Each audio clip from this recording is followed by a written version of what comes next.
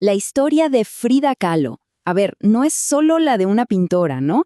Es mucho más. Es la historia de una vida donde el arte y el dolor, bueno, se volvieron una sola cosa. De una forma tan, pero tan cruda que es imposible de verdad separarlos. Así que, para entender su obra, hay que hacer algo primero. Hay que entender su cuerpo, un cuerpo hecho pedazos. Estas palabras son brutales. Y es que nuestra historia, la de Frida, no empieza con su nacimiento. Empieza aquí. A los 18 años, 18, un accidente de autobús la hizo literalmente un rompecabezas de huesos rotos. Un momento que la desbarató por completo, sí. Pero, y aquí viene lo increíble, paradójicamente también fue el momento que la empezó a construir. Porque fue ahí, en esa quietud forzada, en la inmovilidad total de una cama de hospital, que Frida encontró su única salida, su única vía de escape, el arte. Y no era solo para, no sé, para pasar el tiempo o procesar un dolor que ni nos podemos imaginar. No, era para empezar a construir una identidad nueva, literalmente, a partir de sus propios escombros.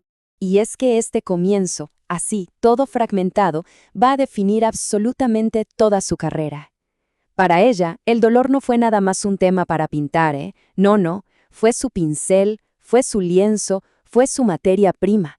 Pero también, y esto es clave, fue el motor que despertó una fuerza interior, bueno, inquebrantable. Pero a ver, que la tragedia del autobús no fue su primera batalla, para nada. Su cuerpo ya venía con las marcas de la polio que le dio de niña. O sea, este primer round contra la fragilidad de su propio cuerpo le marcó toda la infancia. La obligó, desde muy chiquita, a desarrollar esa fortaleza de la que hablamos. Entonces, tenemos a Frida confinada en su cama durante meses. Y fue a su hermana a quien se le ocurrió la idea, una idea que lo cambió todo, ponerle un espejo en el dosel de la cama.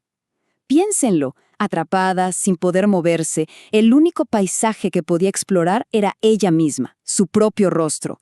Y así, claro, nacieron sus primeros autorretratos, una obsesión que le duraría toda la vida y que se convirtió en su forma de decir: esta soy yo. A pesar de todo, esta soy yo.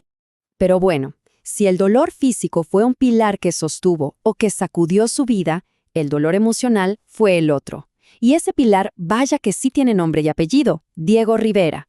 Vamos a ver ahora cómo esta relación va a marcar a fuego la siguiente etapa de su arte. A ver, lo que vemos aquí es un contraste absoluto. Por un lado, él, el muralista gigante, 20 años mayor que ella, una leyenda viviente en México. Y por el otro, ella, una artista joven que pintaba su mundito interior en lienzos pequeñitos. O sea, eran opuestos en prácticamente todo. Y claro, la mamá de Frida lo resumió perfectamente. Dijo que era la boda entre un elefante y una paloma. Es que la imagen es tan potente que casi no hace falta decir más. Describe a la perfección no solo la diferencia física, que era obvia, sino toda la dinámica de una relación que iba a ser así, monumental, pero también muy desigual. Su vida juntos fue, bueno, un verdadero torbellino. Por un lado, muchísima creatividad, una pasión desbordante, una conexión intelectual increíble. Pero por el otro, fue una fuente de dolor constante para Frida. Las infidelidades de Diego. Imagínense, hasta con su propia hermana, Cristina, y el dolor de no poder tener hijos. Todo eso le destrozó el corazón, no una, sino muchísimas veces. Y es justo aquí donde todo se junta, donde convergen sus dos grandes dolores, el físico y el emocional. Y todo ese tormento, ¿saben? No se quedó guardado en un diario. ¿Qué va? Lo volcó, así, directamente sobre el lienzo, sin filtros, sin anestesia, y lo transformó en un lenguaje visual que es único en el mundo. Ahora, la pregunta es, ¿se puede medir el dolor en una pintura? Parece una pregunta súper poética, ¿verdad? Pues un análisis científico muy reciente de su obra sugiere que la respuesta es sí. Sorprendentemente, sí. Y esto ya no es crítica de arte, ¿eh? Esto es entrar de lleno en el terreno de los datos. Este gráfico lo deja clarísimo. Lo que hizo, un estudio fue analizar los colores de sus autorretratos y encontraron algo fascinante. Resulta que en las pinturas donde ella estaba expresando dolor o rabia, según lo que sabemos por sus cartas y diarios, los colores tenían muchísima más luz, más blancura, por así decirlo. Era algo que se podía medir. Entonces, el punto clave es este. Frida, ya sea a propósito o sin darse cuenta, metió su sufrimiento en su paleta de colores. Codificó su dolor. Usaba esos colores súper intensos como los rojos y amarillos, no solo porque significaban algo, sino por su efecto de luz. Hizo que su agonía fuera de alguna manera medible en el lienzo. Y no solo eso, el mismo estudio usó algo llamado dimensión fractal. A ver, en palabras sencillas, es una forma matemática de medir qué tan compleja es una imagen, cuánto detalle tiene. Y, sorpresa, ¿qué pintura tiene el nivel más alto de complejidad? Exacto, la columna rota. O sea, lo que los críticos de arte siempre sintieron que era su obra maestra, ahora la ciencia llega y lo confirma con números, midiendo su estructura visual, que es increíblemente compleja. Pero aquí viene otra de las grandes paradojas de su vida. Justo cuando su arte alcanzaba su punto más alto, su cuerpo, empezaba la caída final. Los últimos años de su vida fueron de verdad una batalla sin tregua contra la desintegración física. Para que nos hagamos una idea de la escala de este calvario, empecemos con un número, más de 32. 32 operaciones quirúrgicas a lo largo de su vida. Hay que detenerse un segundo a pensar qué significa eso. Cada operación, una nueva herida, una nueva cicatriz y volver a empezar de cero la batalla por recuperarse. Y a eso súmenle esto otro, 28. 28 corsés diferentes. Y no eran simples fajas, eran jaulas.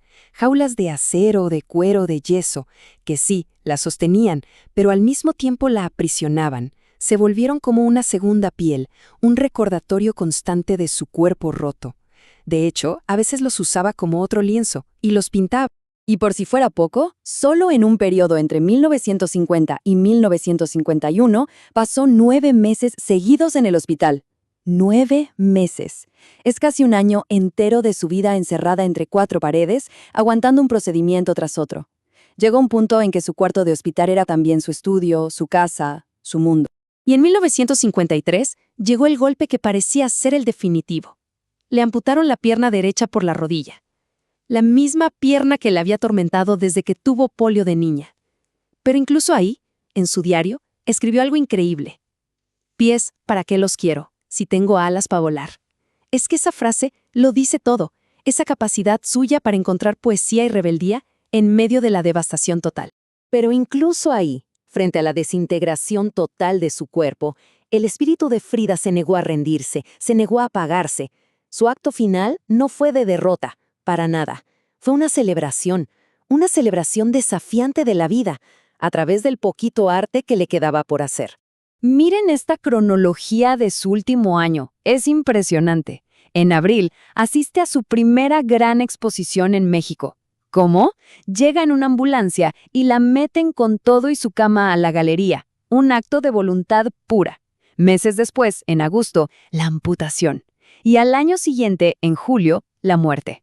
Pero, justo antes del final, todavía tenía una última cosa que decir con el pincel. Su última pintura, una naturaleza muerta, llena de sandías vibrantes, que en México son un símbolo de la vida, pero también de la muerte.